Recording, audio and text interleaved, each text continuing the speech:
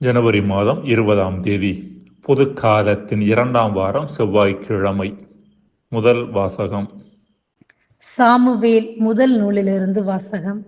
அதிகாரம் 16, இறை வசனங்கள் 1 முதல் 13.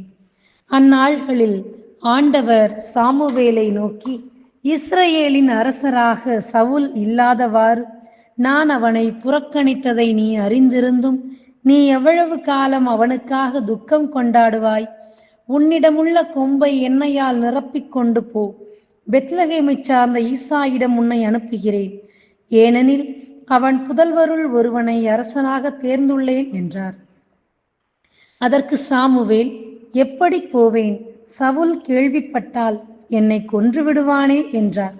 மீண்டும் ஆண்டவர், நீ ஒரு கன்றுக்குட்டியை எடுத்துச் செல், ஆண்டவருக்கு பலியிட வந்துள்ளேன் என்று சொல்.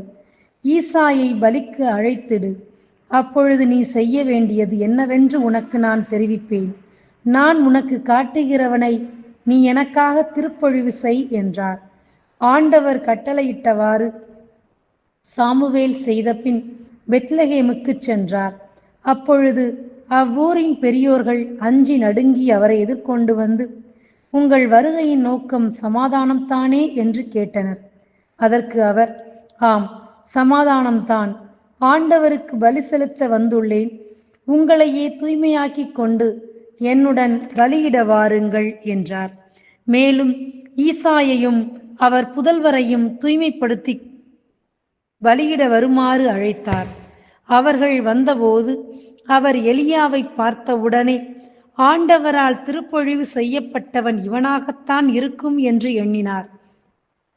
ஆனால் ஆண்டவர் சாமுவேலிடம், அவன் தோற்றத்தையும் உயரத்தையும் பார்க்காதே, ஏனெனில் நான் அவனை புறக்கணித்து விட்டேன். மனிதர் பார்ப்பது போல் நான் பார்ப்பதில்லை. மனிதர் முகத்தை பார்க்கின்றனர், ஆண்டவரோ அகத்தை பார்க்கின்றார் என்றார். அடுத்து ஈசாய் அபினதாபை அழைத்து சாமுவேல் முன்பாக கடந்து போகச் செய்தார். அவர், இவனையும் ஆண்டவர் தேர்ந்து கொள்ளவில்லை என்று கூறினார். பிறகு ஈசாய் சம்மாகுவை கடந்து போகச் செய்தார்.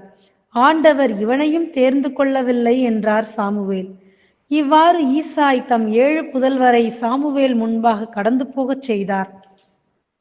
இவர்களையும் ஆண்டவர் தேர்ந்து கொள்ளவில்லை என்றார்.